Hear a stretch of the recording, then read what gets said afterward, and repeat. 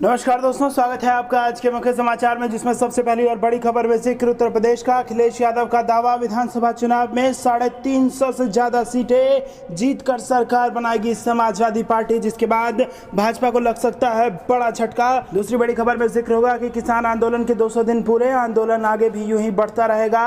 और तीसरी बड़ी खबर में आपको बताएंगे कि बीजेपी को हराने के लिए सपा या बसपा किसी से भी गठबंधन को है तैयार। ओम प्रकाश राजभर ने दिया बड़ा बयान। दोस्तों, हर एक खबर की गहराई में आपको ले जाएंगे, लेकिन उससे पहले अगर आपको भी ऐसा लगता है कि उत्तर प्रदेश में भाजपा को नुकसान होने वाला है तो आप अभी इस वीडियो को लाइक कीजिए और इस लाल बटन को दबा के चैनल को फ्री में सब्सक्राइब करके घंटी बजाकर कमेंट में लिखिए जय हिंद। दोस्तों, रुक करते हैं तमाम बड़ी खबरों की तरफ। अखिलेश का दावा, विधानसभा चुनाव में 350 से अधिक सीटें जीतकर सरकार बनाएगी सपा। जी हां दोस्तों, समाजवादी पार्टी के अध्यक्ष और उत्तर प्रदेश के पूर्व मुख्यमंत्री अखिलेश यादव ने मंगलवार को दावा किया कि 2022 में होने वाले विधानसभा चुनाव में उनकी पार्टी 350 से ज्यादा सीटें जीतकर बहुमत की सरकार बनाएगी। इसके साथ ही उन्होंने कहा कि श्री राम जन्मभूमि ट्रस्ट में भूमि खरीद के मामले में कथित तौर पर घोटाला होने की खबर है, जिसकी निष्पक्ष जांच होनी चाहिए और ट्रस्ट के सभी सदस्यों को इस्तीफा देना चाहिए। सपा प्रमुख ने एक बयान में कहा, अयोध्या में श्री राम जन्मभूमि तीर्थ ट्रस्ट में भूमि खरीद के मामलों में भारी घोटाला होने की खबर है। करोड़ों की हेराफेरी का मामला बताया जा रहा है। इसकी निष्पक्ष जांच होनी चाहिए। ट्रस्ट के सभी सदस्यों को इस्तीफा देना चाहिए। अयोध्या के धर्मपुर गाँव में किसानों की भूमि हवाई अड्डा के लिए अधिग्रहित की जा रही है। किसानों को समुचित दर पर मुआवजा मिलना चाहिए। अखिलेश यादव ने बयान में आरोप लगाया, समाज में भेदभाव और विपक्ष के प्रति बदले की भावना से कार्रवाई होने से भाजपा सरकार जनता की निगाहों में अपनी साख खो चुकी है और अच्छे दिनों की जनता की उम्मीदें टूट गई हैं। उन्होंने दावा किया, 2022 में होने वाले विधानसभा चुनाव में भाजपा की विदाई और समाजवादी सरकार बनने में गिने चुने दिन रह गए हैं और 350 से ज्यादा विधायकों की ताकत के साथ समाजवादी पार्टी की सरकार बहुमत में आएगी। रुख करते हैं अगली खबर की तरफ। किसान आंदोलन के 200 दिन पूरे, आंदोलन आगे भी यूं ही जारी रहेगा। जी हां दोस्तों, किसान आंदोलन के आगामी 26 तारीख को 7 महीने पूरे हो जाएंगे। इस दिन को किसान एक बड़े विरोध दिवस के रूप में मनाना चाहते हैं। इसकी तैयारी किसानों ने शुरू कर दी है। संयुक्त किसान मोर्चा ने किसान आंदोलन के 200 दिन पूरे होने पर एक प्रेस नोट भी जारी किया है। इस प्रेस नोट में किसानों ने अपनी आगामी तैयारियों को लेकर बातें रखी हैं। आपको बता दें, आने वाली 26 तारीख को किसान आंदोलन को 7 महीने पूरे हो जाएंगे। किसान आंदोलन के 7 महीने पूरे होने पर किसान इस दिन को एक बड़े विरोध दिवस के रूप में मनाना चाहते हैं। किसान इस दिन देश भर के राज्य भवन के बाहर विरोध प्रदर्शन करेंगे और राज्यपाल को ज्ञापन भी सौंपेंगे। किसान इस आंदोलन की तैयारियों में जुट गए हैं और देखा जा रहा है, फसल की कटाई बुआई के बाद किसान अब अपनी खेती के कामों से छुटकारा पाकर वापस धरना स्थल पर जुट रहे हैं। किसान 3 कृषि कानूनों के विरोध में दिल्ली की सीमाओं पर बैठे हैं। किसान दिल्ली के सिंघू बॉर्डर, टिकरी बॉर्डर और गाजीपुर बॉर्डर पर लगातार विरोध प्रदर्शन जताते हुए बैठे हुए हैं। बता दें कि किसान आंदोलन की वजह से दिल्ली एनसीआर में कई रास्तों से आवाजाही करने वाले रोजमर्रा के हजारों लाखों लोग अभी भी परेशान हैं। हाईवे की तरफ से आने जाने वाली गाड़ियों को लंबा चक्कर काटकर अपने गंतव्य पर पहुंचना पड़ता है, जिससे काफी परेशानी देखने को मिल रही है। मगर किसानों और सरकार के बीच में बैठकों का दौर बंद हो जाना यही इशारा करता है कि आने वाले समय में सरकार और किसानों की ये नाराजगी अभी फिलहाल जारी रहेगी। बहरहाल यह आंदोलन कितना लंबा चलेगा और क्या किसानों की मांगे पूरी होंगी, ये तो आने वाला वक्त ही बता पाएगा। रुख करते हैं अगली खबर की तरफ। बीजेपी को हराने के लिए सपा या बसपा किसी से भी गठबंधन को तैयार, ओम प्रकाश राजभर। जी हां दोस्तों, 5 राज्यों का चुनावी घमासान थमने के बाद अब उत्तर प्रदेश में विधानसभा चुनाव को लेकर सियासी पारा चढ़ने लगा है। यूपी में विधानसभा का कार्यकाल मार्च 2022 में खत्म होने जा रहा है और ऐसे में सभी राजनीतिक दल चुनावी रणनीति बनाने में जुट गए हैं। इसी सियासी माहौल में वन इंडिया हिंदी ने सुहेलदेव भारतीय समाज पार्टी के अध्यक्ष और यूपी के पूर्व कैबिनेट मंत्री ओम प्रकाश राजभर से खास बातचीत की है। बातचीत के दौरान ओम प्रकाश राजभर ने कहा कि 2017 के विधानसभा चुनाव में गठबंधन के बाद भाजपा ने उन्हें धोखा दिया और इसलिए अब वो कभी इस पार्टी के साथ गठजोड़ नहीं करेंगे। इसके अलावा राजभर ने यूपी की राजनीति से जुड़े दूसरे बड़े मुद्दों पर भी जवाब दिए। रुख करते हैं अगली खबर की तरफ। प्रियंका चलने जा रही राजनीति का बड़ा दांव, अब पति के सहारे घर घर तक पहुंचने की तैयारी। जी हां दोस्तों, विधानसभा चुनाव की तैयारियों में जोर शोर से जुटी कांग्रेस सरकार को घेरने में कोई कोर कसर छोड़ना नहीं चाहती है। इसके साथ ही पार्टी जमीनी स्तर पर आम आदमी से जुड़कर घर घर तक पहुंचने की कवायद कर रही है। कांग्रेस की राष्ट्रीय महासचिव प्रियंका गांधी वाड्रा बड़ी राजनीतिक दांव चलने जा रही है। उन्होंने कोविड के दौरान हुई मौतों का डाटा जुटाकर उन घरों तक सहानुभूति का पत्र भेजने की तैयारी की है। जिला संगठनों को डाटा जुटाने के निर्देश दिए गए हैं। प्रदेश कांग्रेस कमेटी के सचिव और यूपी प्रभारी जुबैर अहमद रविवार को शहर आए थे। उन्होंने उत्तर, दक्षिण और नगर ग्रामीण कांग्रेस कार्यकारिणी के साथ अलग अलग बैठक की। इस बैठक में जहां उन्होंने संगठन की ताकत परखी, वहीं बूथ और वार्ड स्तर पर तैयारियों को भी देखा। उन्होंने तीनों कमेटियों के साथ की गई बैठक में राष्ट्रीय महासचिव प्रियंका वाड्रा का संदेश सुनाया। बोले, कोविड के दौरान जिस किसी की भी मौत हुई है, भले ही उसका कारण कोरोना हो या अन्य कोई बीमारी, उसका डाटा जुटाया जाए। इसके लिए वार्ड अध्यक्षों को को अपने अपने क्षेत्र में मेहनत करनी होगी। वार्ड अध्यक्ष ऐसे लोगों की सूची तैयार करेंगे जिसमें मृतक का नाम, पता, उनके आश्रित का नाम और मोबाइल नंबर देना होगा। जिलाध्यक्ष यह सूची प्रदेश कांग्रेस कमेटी को भेजेंगे, जिसके बाद प्रियंका वाड्रा मृतकों के आश्रितों के नाम सहानुभूति संदेश भरा पत्र भेजेंगी। कांग्रेस का मानना है कि यह कदम उत्तर प्रदेश विजय अभियान में महत्वपूर्ण भूमिका निभाएगा। रुख करते हैं अगली खबर की तरफ। ममता बनर्जी की जीत से बना भरोसा, टीएमसी ने प्रशांत किशोर की टीम को दी 2026 तक की जिम्मेदारी। जी हां दोस्तों, चुनावी रणनीतिकार प्रशांत किशोर भारतीय राजनीति में लगातार चर्चाओं में रहते हैं। हाल ही में हुए बंगाल विधानसभा चुनाव में टीएमसी की जीत में उनका अहम योगदान माना जा रहा है। चुनाव परिणाम के बाद हालांकि उन्होंने अपने आप को इस कार्य से अलग कर लिया है, लेकिन उनकी कंपनी IPAC को ममता बनर्जी ने 2026 के विधानसभा चुनाव की जिम्मेदारी भी सौंप दी है। NDTV की रिपोर्ट के अनुसार IPAC बंगाल में टीएमसी के लिए सभी तरह के चुनाव के लिए रणनीति बनाने का काम करेगी, चाहे वो पंचायत चुनाव हो या स्थानीय कोई और चुनाव। कंपनी के साथ टीएमसी का यह कॉन्ट्रैक्ट अगले विधानसभा चुनाव तक रहेगा। बताते चले कि टीएमसी अन्य राज्यों में भी अपनी राजनीतिक जमीन तैयार करना चाहती है। प्रशांत किशोर की टीम पहले से ही त्रिपुरा में मौजूद है। खबरों के अनुसार टीएमसी यूपी में भी कुछ सीटों पर चुनाव लड़ सकती है। गौरतलब है कि हाल ही में प्रशांत किशोर ने राष्ट्रवादी कांग्रेस पार्टी प्रमुख शरद पवार के साथ करीब 4 घंटे तक बातचीत की। यह बातचीत शरद पवार के मुंबई स्थित सिल्वर ओक बंगले में हुई। शरद पवार के साथ हुई बैठक को लेकर यह कयास लगाए जा रहे हैं कि इस मुलाकात का मकसद 2024 के लोकसभा चुनावों में विपक्षी एकजुटता बनाने को लेकर है। हालांकि शरद पवार के भतीजे ने ऐसी किसी संभावनाओं से इनकार किया है। सूत्रों के अनुसार प्रशांत किशोर पश्चिम बंगाल और तमिलनाडु विधानसभा चुनाव में समर्थन करने वाली सभी नेताओं से मिलेंगे। इन चुनावों में ममता बनर्जी और MK स्टालिन को शानदार जीत मिली थी। प्रशांत किशोर ही पश्चिम बंगाल में तृणमूल कांग्रेस और तमिलनाडु में द्रमुक के चुनावी रणनीति और प्रबंधन को संभाल रहे थे। प्रशांत किशोर ने इसी कड़ी में एनसीपी प्रमुख शरद पवार से मुलाकात की। राजनीति के कई जानकारों का मानना है कि प्रशांत किशोर एंटी बीजेपी क्षेत्रीय दलों को एकजुट करने पर ध्यान केंद्रित करेंगे। आने वाले समय में वो MK स्टालिन और अरविंद केजरीवाल सहित कई अन्य नेताओं से भी मुलाकात कर सकते। रुख करते हैं अगली खबर की तरफ। किसान आंदोलन, बातचीत को सरकार नहीं तैयार, कुंडली बॉर्डर पर बढ़ने लगे किसान। चढ़ूनी बोले कुछ बड़ा करेंगे। जी हां दोस्तों, कृषि कानूनों के खिलाफ किसान पिछले 6.5 माह से आंदोलन कर रहे हैं। जनवरी के बाद से सरकार से किसानों की बातचीत बंद है। किसानों के PM नरेंद्र मोदी को चिट्ठी भेजने के बावजूद सरकार से बातचीत का रास्ता नहीं खुला तो किसानों का गुस्सा बढ़ने लगा है। ऐसे में किसान अब बॉर्डर पर दोबारा से भीड़ बढ़ाकर सरकार पर दबाव बनाने में जुटे हैं। इसी का असर है कि अकेले कुंडली बॉर्डर पर पिछले 10 दिन में करीब 15,000 तक किसान एकत्रित हो गए हैं। इससे पहले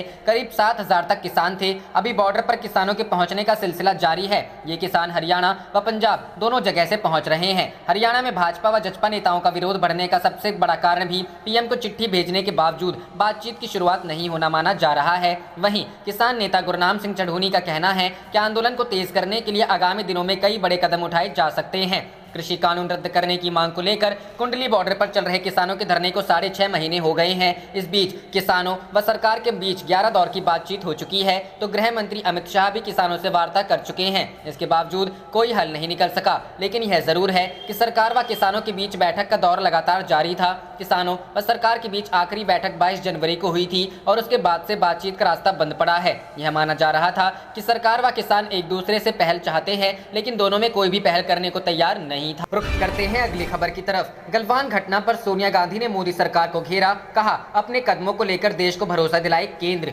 जी हां दोस्तों, कांग्रेस अध्यक्ष सोनिया गांधी ने गलवान घाटी में चीन के सैनिकों के साथ झड़प में 20 भारतीय जवानों की शहादत की पहली बरसी पर मंगलवार को कहा कि 1 वर्ष का समय गुजरने के बाद भी इस घटना से जुड़े हालात को लेकर स्पष्टता नहीं है तथा सरकार देश को विश्वास मिले और यह सुनिश्चित करे कि उसके कदम देश के जवानों की प्रतिबद्धता के अनुकूल रहे हैं। सोनिया ने जवानों के बलिदान को याद किया और यह दावा किया कि सैनिकों को पीछे हटाने का जो समझौता चीन के साथ हुआ है उससे भारत का नुकसान दिखाई पड़ता है। उन्होंने एक बयान में कहा 14-15 जून 2020 की रात को चीन की PLA के साथ हुई झड़प को 1 साल पूरा हो गया है। इसमें बिहार रेजिमेंट के हमारे 20 जवान की जान चली गई थी। कांग्रेस हमारे जवानों के सर्वोच्च बलिदान को याद करने में राष्ट्र के साथ शामिल है। उनके मुताबिक इसका बहुत ही धैर्य के साथ इंतजार किया गया कि सरकार सामने आएगी और देश को उन हालात के बारे में सूचित करेगी जिनमें यह अप्रत्याशित घटना घटी तथा वह लोगों को विश्वास दिलाएगी कि हमारे जवानों का बलिदान व्यर्थ नहीं जाएगा। सोनिया ने कहा अब कांग्रेस पार्टी अपनी इस चिंता को फिर से प्रकट करती है कि अब तक कोई स्पष्टता नहीं है और इस विषय पर प्रधानमंत्री का आखिरी वक्तव्य पिछले साल आया था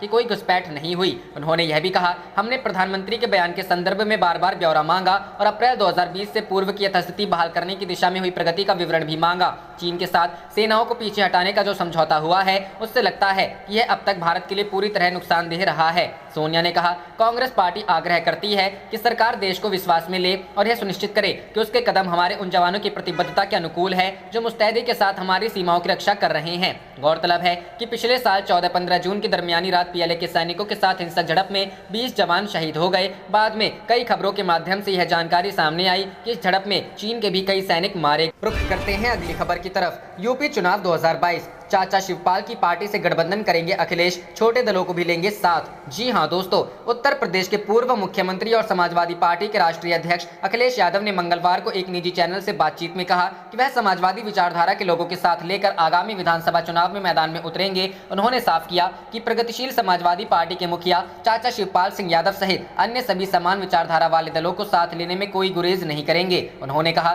कि जसवंत नगर विधानसभा सीट पर सपा कोई उम्मीदवार नहीं उतारेगी, जरूरत के मुताबिक उनके साथ रहने वाले लोगों के लिए अन्य सीटों पर भी विचार किया जाएगा। उन्होंने कहा कि राष्ट्रीय लोकदल के अलावा संजय चौहान की जनवादी पार्टी और केशव मौर्य की महान दल से साथ गठबंधन हो चुका है। अखिलेश यादव ने साफ किया कि समाजवादी पार्टी 2022 के विधानसभा चुनाव में किसी बड़े दल से गठबंधन नहीं करेगी। रुख करते हैं अगली खबर की तरफ। क्या उत्तर प्रदेश भाजपा में हो रही उठापटक किसी बदलाव का संकेत है? जी हां दोस्तों, विधानसभा चुनाव के ठीक 9 महीने पहले कोविड की दूसरी लहर के उतरते उतरते उत्तर प्रदेश भाजपा में राजनीतिक अस्थिरता का संक्रमण शुरू हो गया, जिसके केंद्र में मुख्यमंत्री योगी आदित्यनाथ हैं। योगी आदित्यनाथ की नेतृत्व क्षमता, प्रशासनिक क्षमता पर सवाल उठने लगे और कहा जाने लगा कि उनके नेतृत्व में भाजपा यूपी का चुनाव नहीं जीत पाएगी। उत्तर प्रदेश में नेतृत्व परिवर्तन की चर्चा तेज हो गई। लखनऊ और दिल्ली में भाजपा आरएसएस के शीर्ष नेताओं के मिलन हुए, बैठकें हुई और आखिरकार योगी को भी 2 दिवसीय दौरे पर दिल्ली जाकर प्रधानमंत्री, गृह मंत्री और भाजपा के राष्ट्रीय अध्यक्ष से शिष्टाचार मुलाकात करनी पड़ी और मार्गदर्शन प्राप्त करना पड़ा। योगी आदित्यनाथ के दिल्ली जाने के एक दिन पहले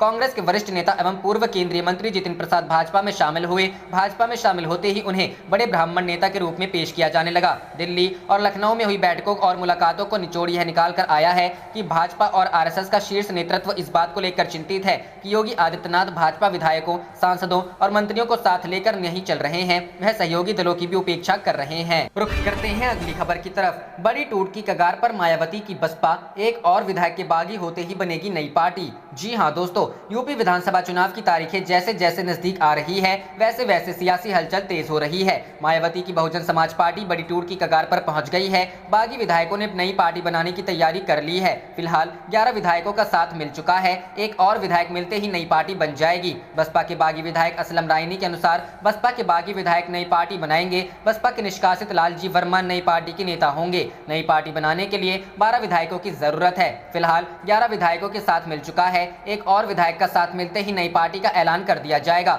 इससे पहले बसपा से बगावत करने वाले विधायकों ने मंगलवार की सुबह सपा प्रमुख अखिलेश यादव से मुलाकात की तो कयासों का बाजार तेज हो गया। बसपा विधायकों के सपा में जाने की चर्चा होने लगी थी। अखिलेश यादव से हालांकि 6 विधायकों ने ही मुलाकात की थी। इनमें असलम रायनी विधायक भिनगा शराफती के अलावा मुस्तबा सिद्दीकी विधायक प्रतापपुर इलाहाबाद, हाकिम लालबिन विधायक हांडिया प्रयागराज, हरगोविंद भार्गव विधायक सिधौली सीतापुर, असलम अली चौधरी विधायक ढोलाना हापुड़, सुषमा पटेल विधायक मुंगरा बादशाहपुर शामिल हैं। मायावती ने अपने 2 विधायकों राम अचल राजभर और लालजी वर्मा को पिछले हफ्ते पार्टी से निष्कासित कर दिया था। इसी के बाद बागी विधायकों की गतिविधियां अचानक तेज हो गई। लालजी और राम अचल राजभर पर आरोप है कि पंचायत चुनावों के दौरान पार्टी विरोधी गतिविधियों में लिप्त रहे। राम अचल राजभर और लालजी वर्मा दोनों बसपा सुप्रीमो मायावती के काफी करीबी थे। दोनों के निष्कासन के बाद बसपा ने तेजी से इस्तीफों का भी दौर शुरू हो गया। वाराणसी में बड़ी संख्या में बसपा पदाधिकारियों ने इस्तीफा दे दिया था। दोनों विधायक अंबेडकर नगर जिले में बसपा कटहेरी एवं अकबरपुर विधानसभा क्षेत्र में काबिज थे, लेकिन पंचायत चुनाव में पार्टी विरोधी गतिविधियों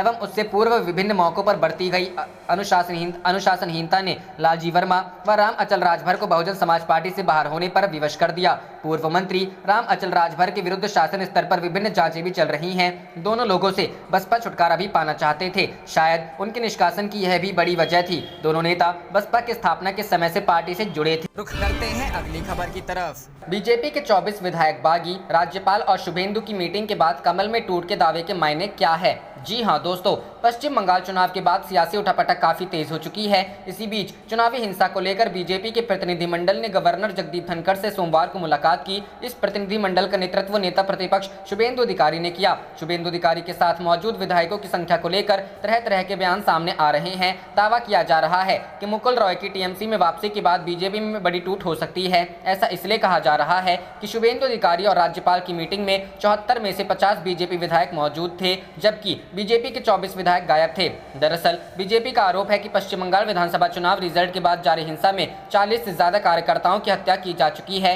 1 लाख से ज्यादा बीजेपी कार्यकर्ताओं और समर्थकों को दूसरी जगह शरण लेने के लिए मजबूर होना पड़ा है। इसके बावजूद राज्य की सीएम ममता बनर्जी की सरकार कुछ नहीं कर रही है। इस मसले को लगातार बीजेपी उठाती रही है। यहां तक कि राज्यपाल जगदीप धनखड़ भी ममता बनर्जी को राजधर्म की याद दिलाते रहे। रुख करते हैं अगली खबर की तरफ। राहुल गांधी ने देशवासियों से की वैक्सीन लगवाने की अपील, कहा कोरोना अभी हमारे बीच में ही रहेगा। जी हां दोस्तों, कांग्रेस सांसद और पार्टी के पूर्व अध्यक्ष राहुल गांधी ने लोगों से वैक्सीन लगवाने की अपील की है। मंगलवार को उन्होंने ट्वीट कर कहा कि अब देश अनलॉक की तरफ बढ़ चुका है, ऐसे में अधिक सावधानी की जरूरत है। राहुल गांधी ने कहा कि अनलॉक होने के बाद भी कोरोना हमारे बीच ही रहेगा, ऐसे में जरूरत है कि नियमों का सख्ती से पालन करें और जल्द से जल्द वैक्सीन लगवाएं। राहुल गांधी ने कहा कि जब तक सब सुरक्षित नहीं होते कोई भी सुरक्षित नहीं है, अपना ख्याल रखिए। आपको बता दें कि कोरोना महामारी के कारण देश में पैदा हुए हालात को देखते हुए राहुल गांधी ने इस साल अपना जन्मदिन भी नहीं मनाने का फैसला किया है। साथ ही राहुल गांधी ने कार्यकर्ताओं से ये भी अपील की है कि वो भी उनका जन्मदिन न मनाएं। 19 जून को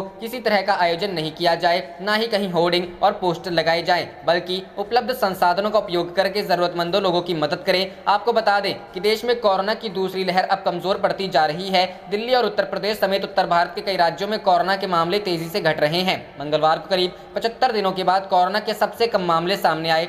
मंगलवार को देश में 60,471 नए केस सामने आए हैं, जबकि 2,726 लोगों की मौत हो गई है। अभी तक देश में कोरोना से कुल 3,77,031 मरीजों की जान जा चुकी है। रुख करते हैं अगली खबर की तरफ। राम मंदिर जमीन विवाद पर सपा प्रमुख बोले, इस्तीफा दे ट्रस्ट के सदस्य। जी हां दोस्तों, उत्तर प्रदेश में अगले साल विधानसभा चुनाव होना है और उससे पहले ही राज्य में राजनीतिक गतिविधियां तेज हो गई हैं। इन्हीं मसलों पर उत्तर प्रदेश के पूर्व मुख्यमंत्री अखिलेश यादव ने आज तक से खास बातचीत की। अखिलेश यादव ने साफ किया कि समाजवादी पार्टी विधानसभा चुनाव में किसी बड़े दल से गठबंधन नहीं करेगी। वहीं राम मंदिर की जमीन पर हुए विवाद को लेकर अखिलेश ने कहा कि ट्रस्ट के सदस्यों को इस्तीफा देना चाहिए। पंचायत चुनावों में बेहतर प्रदर्शन को लेकर अखिलेश ने लोगों का धन्यवाद किया। साथ ही कहा कि चुनावों में बड़े पैमाने पर बेईमानी की कोशिश की गई, प्रशासन ने लोगों पर दबाव बनाया, लेकिन इस सब के बाद भी समाजवादी पार्टी प्रत्याशी के सबसे अधिक जीते हैं। अखिलेश ने कहा कि केंद्र प्रदेश में बीजेपी की सरकार है, फिर भी ये बुरी तरह हारे हैं। लोकतंत्र की खराब चीजों को अपनाने का काम भाजपा कर रही है। हर जगह झूठे मुकदमे करवा रहे हैं, पैसों का लालच दे रहे हैं और दबाव बनाकर चुनाव जीतना चाहते हैं। अयोध्या में राम मंदिर की जमीन पर घोटाले के आरोप को लेकर अखिलेश यादव ने कहा